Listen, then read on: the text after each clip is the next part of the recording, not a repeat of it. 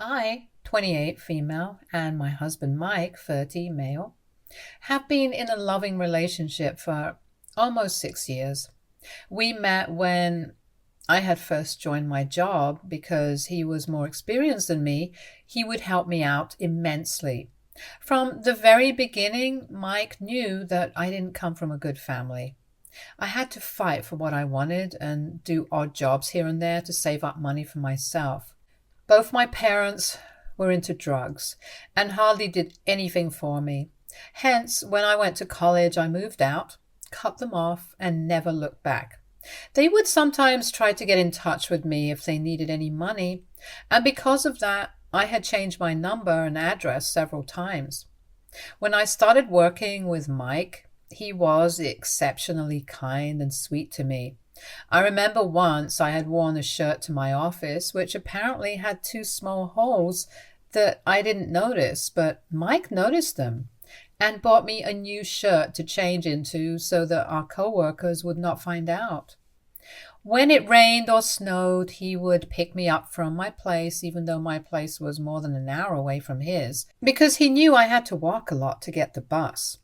I would sometimes skip lunch, not just because I wanted to save money, but also while growing up. I never had enough to eat 3 proper meals a day, so it had become quite of a habit as an adult. However, Mark would always bring me lunch and insist on eating with me to make sure that I was properly fed. Like I said, my husband was sweet to me, and it didn't take long for me to fall in love with him.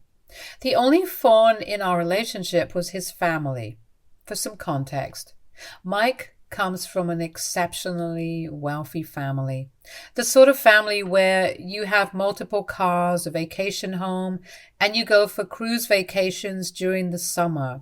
He and his sister went to private school and never had to worry about paying anything themselves. In fact, his dad has told him several times as to why he was even doing a job, because the kind of money they have can set him up for life. But Mike insists that he likes his job and wants to live life with a purpose. Anyways, when Mike introduced me to his family, he had told me that they can be cold and unwelcoming, but they would eventually warm up to me. I went to meet them for the first time, keeping this in mind. I wore my best dress and heels and made sure to present myself in the most polite and respectful manner possible. His father greeted me politely, while his mother didn't even bother shaking my hand.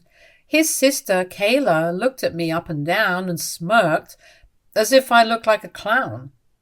I felt so humiliated, but I thought of what Mike had told me and let it slide. Throughout the evening, I tried my best to engage in conversation and to show genuine interest in their lives and interests. I complimented his mother's cooking and praised his father's choice of decor and his collected art pieces. However, every time I said something good about his art, his mother would scoff and comment something like, "As if someone like you would know anything about art." Now, I did grow up poor, but that doesn't mean that I wasn't interested in art, so her comments seriously hurt me. Mike would squeeze my hand every once in a while, pleading with me to keep my cool. When it came time for dinner, his mother insisted that I should be seated away from Mike, since she and Kayla wanted to be near him. I sat next to father-in-law, and he was quite open-minded and polite, so we had a good conversation. Throughout the evening, Kayla and mother-in-law were fawning over Mike and completely ignoring me. The three of them were busy having conversations with each other. At one point, Kayla knowingly started talking about one of Mike's exes, whom she was still friends with. She said how the ex is apparently looking the best that she has ever looked, and started showing Mike pictures of that girl in bikinis from their recent trip.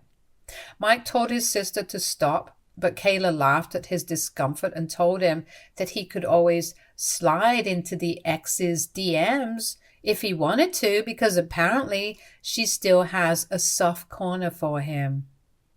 I was growing increasingly uncomfortable, and I guess father-in-law noticed that too, so he asked Kayla to stop talking as well.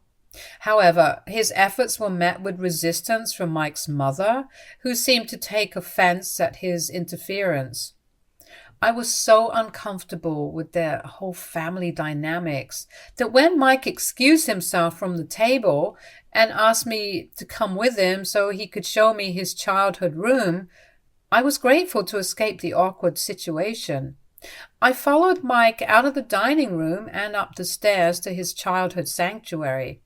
Later in his room, Mike apologized to me about his sister. He told me that she had always been this way, even when they were growing up, and would always push him to date one of her friends, telling him how he should marry someone only she was comfortable with. I could sense that he was genuinely apologetic, so I let it go and informed him it was best that we left. He agreed. It wasn't until later, as we were saying our goodbyes, that Mike's father pulled me aside. His expression softened, and he admitted that he had been skeptical of me at first, but my sincerity and efforts to connect had won him over. He apologized for his initial coldness and assured me that I was welcome in their home any time. He told me to not take mother-in-law's and Kayla's words to heart, and that he was happy Mike had found someone like me. I felt relieved after hearing those words. Ever since then, I knew that it would take a lot of effort from me to impress my mother-in-law and sister-in-law if I ever wanted to be accepted by them. However, the situation never changed. As Mike's and my relationship progressed, his mother and sister would continuously dissuade him from dating me. I remember once for my birthday, Mike and I were supposed to go on a long drive to the beach where we would be having a romantic picnic. I was really excited to spend the day with him. However, in the morning, his sister called him, telling him how she needed to see him urgently since something had happened to her. He let me know, and I immediately asked him to go and visit her because we really believed her. However, it turns out she had just called him as a prank, and there was in fact nothing urgent. She insisted on him staying for the day, and when he refused, telling her that it was my birthday and he wanted to spend the day with me, she laughed and told him that it was exactly why she had called him, so he had an excuse to not spend the day with me. Mike was so pissed at her that he stopped talking to her for months after that. His sister would then angrily send me texts calling me various names and telling me that she wanted to kill me because I was coming in between her and her brother. I would, of course, show these messages to Mike, and this would make him more pissed. It was only later that year in Christmas, after mother-in-law intervened, that Mike agreed to forgive Kayla. However, she never once apologized to me for all the harassment. When Kayla got married young to her then boyfriend Joe, she refused to invite me to her wedding, telling Mike how he could instead come to her event single and meet some of her friends. Mike refused to go without me, so in the end she had no choice but to include me in the guest list. For her wedding, I wore a long pink floor-length dress that Mike and I had picked out for me, since this was a grand event and we were all supposed to dress well. He did tell me how incredibly beautiful I looked, and during my sister-in-law's event, several other guests, including father-in-law, complimented me as well. Kayla later confronted me about how I had ruined her wedding by upstaging her, even though other guests also wore floor-length dresses. She yelled at me and Mike that I had knowingly dressed that way to get all the male attention. Mike tried to pacify her, telling her how that was not our intention, but Kayla refused to listen. She got even nastier to me after that incident. Over the years, mother-in-law and sister-in-law have insulted my appearance, telling me that I look poor, calling me a fat pig when I gained a couple of pounds, making fun of me and my family background in front of their family friends, and overall have never changed their distaste for me no matter how much I have tried to stay polite. Hence, during the 4th year of my relationship with Mike, I stopped trying altogether as their behavior was starting to affect my self-confidence, and there were only so many shots I could take about my appearance. I had a long conversation with Mike and put my foot down. I stopped going with Mike for his family dinners or family events and never responded to sister-in-law and mother-in-law's messages anymore. I ignored them just the way they had ignored me over the years, and my mental health significantly improved. Mike understood and supported my decision, even though mother-in-law told him that I was being disrespectful for not visiting them anymore and that I was not wifely enough to get married to. However, despite what his family thought, last year Mike proposed to me. The proposal was a moment of pure joy and love. He had prepared everything for the day and was so nervous when he popped the question. I had no doubt in my mind when I told him yes. Later, when he told his family about it, his father congratulated us while his mother simply told him that she hoped he had given this a lot of thought, otherwise he was going to regret it. Mike asked her to not be rude since she was on speaker, and then she begrudgingly congratulated me also. I guess she finally accepted that she had no choice and that I would be a part of her son's life moving forward. When Kayla found out, she had a much more strong reaction. She apparently told Mike that he needed to get a prenup with me, telling him how poor people like me can suck the money out of anyone. That was not only offensive, but it shocked Mike as well about how low his sister thought about me. He told her firmly that if she didn't like the fact that he was getting married to me, then she was welcome to not attend. Kayla and he fought a bit more, and Kayla even called me a bloodthirsty gold digger. However, 2 days later, she sent me a text message apologizing to me for everything, and I thought maybe she and mother-in-law had talked and understood that there was nothing that she could say or do at this point to keep her brother away from me. I did tell Mike that I would be open to signing a prenup before our marriage because I wasn't marrying him for the money. I was marrying him because he was kind and supportive of me, and that is all that I have wanted in my life. I had a good job, and I was happy with what I had, so I didn't need anything more from him. Mike assured me that he knew my heart and he was never going to ask me to sign a prenup. As the wedding was approaching, I wanted to look my best, so I started to work out rigorously. I would sometimes post after gym selfies on my social media, and they were perfectly appropriate pictures. I never posted any racy pictures. However, one weekend, Mike came back home after his family dinner and told me how Kayla and his mom had told him that I must be cheating on him since I was knowingly posting all these pictures to get attention from other men. He went on to say how he stood up for me and told them that he didn't mind the pictures, but Kayla told him that this is how women start to cheat on their partners, which then made him think. He asked me up front if I was cheating on him, and I was taken aback by his question. I firmly told him no, and how I was even offended that he would ask me such a question. He started to apologize to me and told me how his sister and mother got into his head and he never would have questioned me otherwise.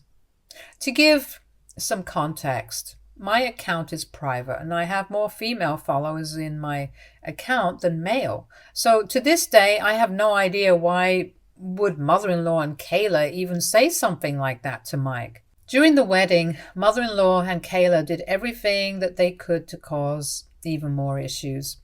Kayla kept saying how she wanted to be a bridesmaid, but I refused point blank. So then mother-in-law called me and chastised me for not including Kayla and how bad it would look to the family. I pointed out to her that Kayla never included me in her wedding party either, but she told me that Kayla is going to be my sister-in-law, so I have to include her, otherwise she would not be paying for our wedding. This led to a huge fight when I told Mike everything. He talked with father-in-law, who assured us that it was his money and mother-in-law had no say in our wedding whatsoever. I can only imagine mother-in-law's face and how she must have felt when she would have learned that her attempt to manipulate our wedding plans had failed. Our wedding happened after this without any more incidents or interference by sister-in-law and mother-in-law. Mike and I are still going strong, and I thought everything was good between us. However, something has happened recently that has made me question everything. I never thought I would find myself in this situation. It all started when I found out 3 months ago that I was pregnant with twins. Mike was as pleasantly surprised as me. We were both filled with excitement and happiness. We had been trying for a baby ever since we got married, and the news of not just one, but two little ones on the way felt like a dream come true. Mike insisted on having a family get-together where he would announce my pregnancy even though I wanted something low-key. I understood his excitement of becoming a father, so I agreed. When Mike and I announced I was pregnant during the party, everyone immediately came over to hug us and congratulate us. However, sister-in-law and mother-in-law looked pissed and stared daggers at me.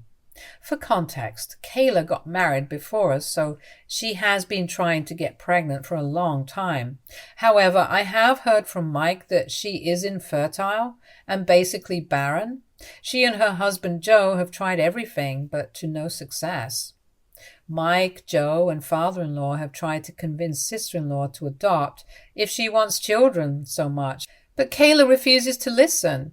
She says she doesn't want to raise a kid from the streets. So I guess she wasn't happy when she found out that I had gotten pregnant. I was aware of sister-in-law's personal issue, and it was also one of the reasons why I didn't want to make the announcement in front of everyone. Because regardless of my equation with her, I did sympathize as a woman for her condition. When Mike's relatives started to ask about the baby shower, and if we knew the baby's gender and such, Kayla burst out crying in front of everyone. She rushed into the washroom and locked herself there. As you can imagine, everyone's mood immediately soured. Mike and mother-in-law begged her to open the door, but Kayla refused. After 30 minutes of them begging, Kayla came out with red puffy eyes. She looked at me directly and told me that I should have talked to her first before making the announcement, since she couldn't have a child of her own. I tried explaining to her that I never intended to make her feel bad, but she ignored me and walked out of the party with Joe. Mother-in-law later chastised me about how selfish I am and how I always make everything about me without caring about other people's feelings. After the party, Mike did apologize to me and assured me that he would talk to mother-in-law and Kayla and make sure that they would know that this was all his idea, and he never thought that our announcement would hurt his sister so much. I still feel bad about Kayla, but my husband assured me that it wasn't my fault at all. The next weekend, when he went to his parents' place for dinner, I stayed behind as usual since I wanted nothing to do with his family conversations. I have no idea what they talked about, but Mike came back home telling me how he had ended up apologizing to Kayla since she was really hurt about everything.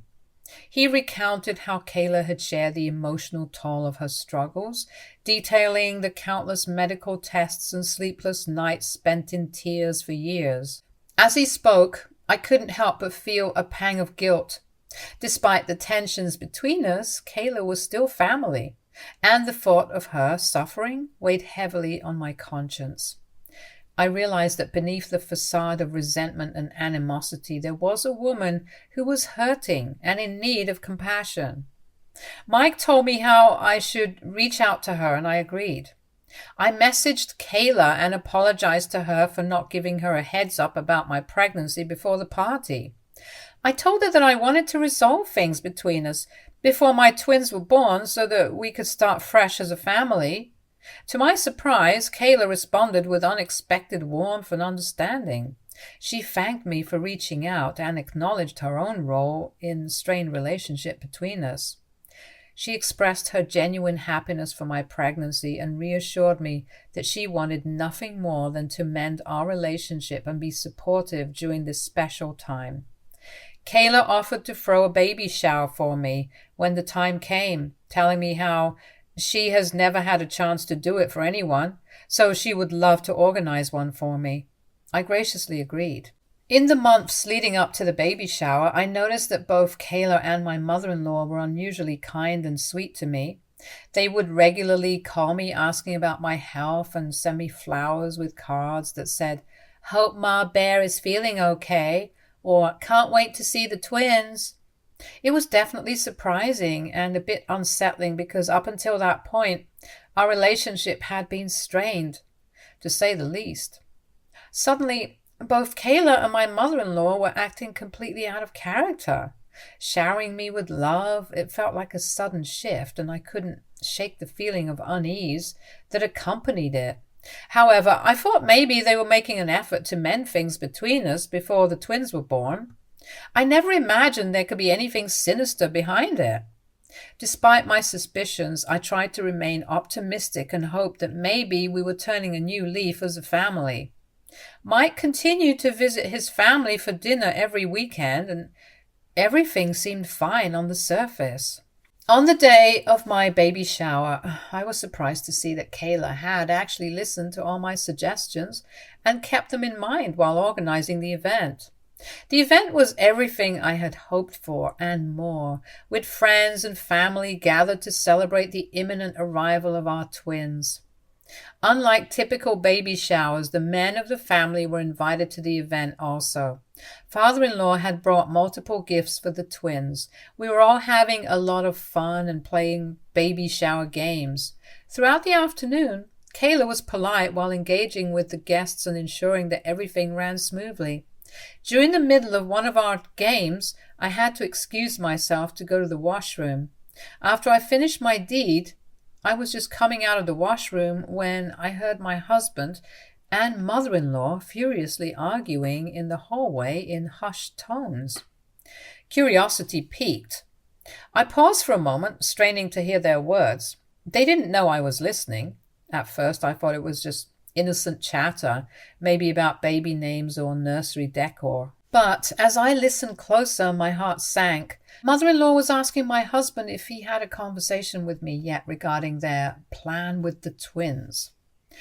Mike told her to lower her voice since someone could hear them, but mother-in-law told him that the time was coming near and he needed to man up and talk to me.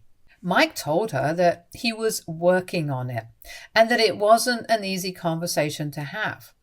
Mother-in-law then told him that he needed to have this discussion before the twins were born, otherwise they wouldn't be able to give one of the twins to Kayla on time for her 27th birthday. She told him how he had already agreed to sister-in-law's demands and had no way out since she had been looking forward to getting a child for months now. My eyes widened in shock as I processed these snippets of conversation I had overheard. My heart raced with a mix of disbelief and growing dread as the gravity of their discussion sunk in. The realization hit me like a ton of bricks. They were discussing giving one of our twins away to my sister-in-law as a birthday gift. I couldn't believe what I was hearing. It felt like a punch to the gut. I stood there, frozen, as they continued to talk about their plans as if it was the most normal thing in the world. My mind raced with a million thoughts and emotions. Anger, hurt, sadness, but most of all, betrayal. I had thought my husband, mother-in-law, and sister-in-law were happy about our pregnancy, about our twins. But now I have realized that their happiness wasn't because of our growing family. It was because of their twisted plan to give away one of our babies. At that moment, I felt like I didn't even know my husband anymore. How could he betray me like this? How could he even consider giving away our child? Our babies were not gifts to be given away. They were our children, our flesh and blood. I waited patiently for them to finish their conversation as I didn't want to be caught, and then I slowly walked out of the bathroom. I was shaking in fear and anger, however, and I held it together as best I could in front of others. Since the baby shower, I have been racking my head to come up with a plan so I can escape this situation as fast as I can. I can't endanger my twins in the future. This family is crazy and I can't even trust my husband anymore. I want to scream at him every time I see him, but I'm trying to pretend that all is well so I can work on my escape plan. However, because of my pregnancy hormones, I am a bit worried that I will be the a-hole for leaving my husband without even asking for an explanation. I don't mind being a single mother, but should I give the father of my children a chance to explain himself before tearing apart the family? Update 1. Thank you everyone for your advice and suggestions. I read through all the comments and I have made up my mind now. I want to assure you that I will never let anyone take away my baby from me. I have reached out to my best friend of many years and I have asked for her help. She is as shocked as me that my husband could plan such a thing with his family. She has agreed to come and help me move my things so that I can live with her while I file for divorce from my husband. Tonight is the last night I will stay in the same house as Mike, and tomorrow I will leave without a note or an explanation because he doesn't deserve one. Update 2. It's been 2 weeks since my last update. I wanted to update everyone on what has happened since my last post. As I mentioned before, I made the decision to file for divorce from Mike after overhearing his conversation with his mother about their plan regarding our twins. It was a heartbreaking decision, but I knew it was the right one for me and my babies. With the help of my best friend, I gathered all my belongings and left our house while Mike was at work. It was a difficult and emotional moment when I walked out of the doors, as I never imagined a day would come when I would leave my husband. But I know I have to prioritize the safety and well-being of myself and my unborn children. I have since filed for a divorce, even though Mike has tried to reach out to me multiple times. I haven't blocked him, as I do want to be cordial to him until the divorce is done. Since Mike has no idea that I overheard him with his mother, he has sent me several text messages accusing me of betraying him and how his family was right all along. I haven't sent him a single explanation because I know no matter what I say, him and his family will try to gaslight and manipulate me, so for now they can think whatever they want. The truth will come out during the divorce proceedings. I have blocked sister-in-law and mother-in-law, although I do feel a bit guilty about not answering father-in-law's calls. I have no idea whether he was involved in this plan or not, so I can't take any chances. I have spent the last few days just crying while my best friend has sat with me and never left my side. She has assured me that I am not a bad mother for leaving such a man and has tried to lessen my guilt. Since I will be a single mother from now on, I plan on going back to work as soon as I can. My best friend, who works from home, has agreed to babysit my twins when I do join the workforce. However, I have insisted on paying her for her time, as babysitting twins won't be easy. I know this isn't a solid plan, and I wish I had reliable parents who could help me out in this situation, but unfortunately I don't. Also, my best friend will only help me look after the kids until I can get my divorce from Mike, so then, with the child support, I can hire a proper nanny. I know it won't be easy, but I am determined to create a safe and loving environment for my twins. I am grateful for the support and encouragement I have received from all of you during this challenging time. Update 3. Hello everyone. It's been 6 months since my last update. A lot of things have happened since then. First of all, I have given birth already, and now I am the proud mother of my beautiful twins, Jackson and Vinny. I was so nervous before giving birth, but the moment I held my beautiful twins in my arms for the first time, all of my worries melted away. They are my everything, and I am glad that I took them away from that crazy family. My divorce from Mike was finalized, and despite his pleading, he was not granted custody of the children. He did find out during the proceeding exactly why I had left him, and he was shocked that I had found out about his plan. He tried to apologize, to explain himself, telling me how he was compelled and pressured by his family every day and how he had no choice, but I was further disappointed with his cowardice. It turns out the father-in-law did know about everything, and although he had tried to dissuade sister-in-law and mother-in-law, no one had listened to him. I am so disgusted by this family that I have felt no remorse since divorcing Mike. I didn't ask for a single penny for alimony, but he has agreed to pay a hefty amount for child support, which will be enough for me to provide the best for my children. Mother-in-law and sister-in-law did try to get in touch with me and even showed up during the divorce proceedings, screaming and yelling at me for taking away the twins from them. They told me how they could have provided my children with everything and that I was a bad mother for being so selfish. In the end, they had to be restrained by the guards. I'm glad that they embarrassed themselves publicly because it helped me get a restraining order against them. Since the divorce, Mike has tried to remain in touch with me, pleading for a chance to talk and reconcile. But I can never trust him again around my children. With the help of my best friend and a supportive network of friends and family, I've been able to navigate the challenges of single parenthood these past few months. Recently, I have made the decision to move out of the city entirely as I want to create a fresh start for myself and my children, far away from the toxicity and manipulation of Mike's family. I know as long as I live in the same city, they might try to get in touch with my twins, and I don't want that. With full custody of my twins, I have the freedom to build a new life wherever I choose, and I intend to make the most of that opportunity. Moving forward, I am going to be focused on myself and my baby, so there will be no further updates. Stay tuned for more stories from our girl relationships.